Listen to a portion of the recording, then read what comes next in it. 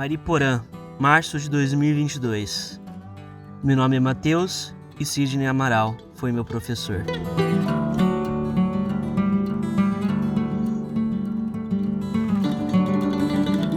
Eu acho que eu estava no 8º ano quando eu conheci o Sidney na sala de aula.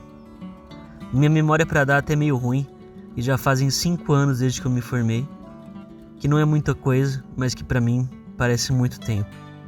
5 anos desde a última vez que eu sentei numa sala de aula para ouvir o Sidão falar.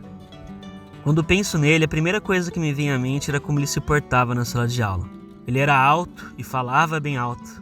Ele era educado, polido com os alunos, mas não era demagogo.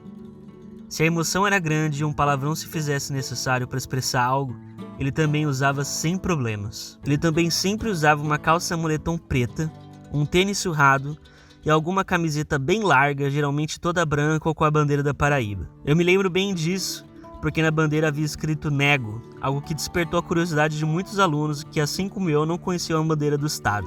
Eu também me lembro do Sidney com os olhos marejados, vermelhos, mal contendo sua emoção na sala de aula, enquanto nos ensinava ou contava alguma história sobre arte. E eu lembro de ter inveja dele e pensar que no futuro eu gostaria de ter a mesma sorte que ele e trabalhar com algo que eu amasse tanto e também me deixasse emocionado. Na época, eu costumava ir para a escola de bicicleta.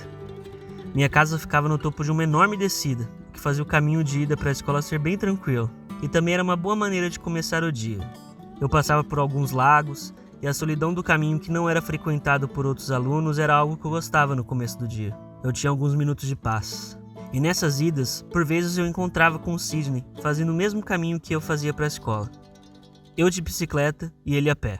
Não querendo perder a oportunidade de poder ter um papo sozinho com o professor, eu começo a acordar mais cedo e ir a pé para a escola, contando com a sorte de encontrar com ele no caminho. Muitas vezes eu chegava no cruzamento no qual o caminho dele se juntava com o meu, mais cedo do que ele, e de maneira não muito sutil, eu esperava por ele encostado numa árvore ou sentado no ponto de ônibus, até ele chegar e eu poder fazer o resto do caminho junto com ele. Em uma de nossas primeiras conversas nessas caminhadas, eu disse a ele que meu sonho era me tornar um artista. Na época eu não sabia muito bem artista em quê, e para falar a verdade eu ainda não sei, mas enfim. Eu conversei com ele sobre gostar muito de audiovisual e sonhar trabalhar com isso, porém nem toda a minha família era lá muito fã da ideia. E o Sidney foi metódico na resposta. Ele me disse que se eu realmente amava a área, que eu deveria estudar muito caso eu quisesse trabalhar nela. Me avisou que não seria fácil, mas que trabalho duro é recompensado, se não em dinheiro, de outras formas. Depois de já conhecer o Sidney por alguns anos, foi que eu e minha sala descobrimos que na verdade era um grande artista. Algum aluno jogou o nome dele no Google e descobriu que ele fazia pinturas e esculturas. Obviamente toda a sala ficou extasiada. Não se descobre que seu professor é um artista secreto todos os dias. Eu lembro de primeiro ter pensado: caraca, eu vim pra escola quase todo dia com ele e nunca soube, ele nunca nem comentou. O Sidney nunca mentiu para nós sobre, mas também nunca fez questão de nos contar. Para mim é claro que o Sidney não queria ser uma estrela na sala de aula. Ele gostava da relação de proximidade que ele tinha com os alunos e não queria que isso mudasse. Pelo menos é o que eu acho. Também lembro de ficar muito confuso por que de raios ele morar em Mariporã. Eu era novo na época, obviamente, e não gostava muito da cidade. Eu sonhava em morar em São Paulo. Hoje em dia eu entendo muito mais quem gosta daqui. Eu almoçava olhando para montanhas incríveis. Eu ia para a escola de bicicleta passando por lagos, patos, capivaras e às vezes até um macaco. Essas coisas são valores difíceis de se perceber quando você morou na cidade desde que nasceu, assim como eu.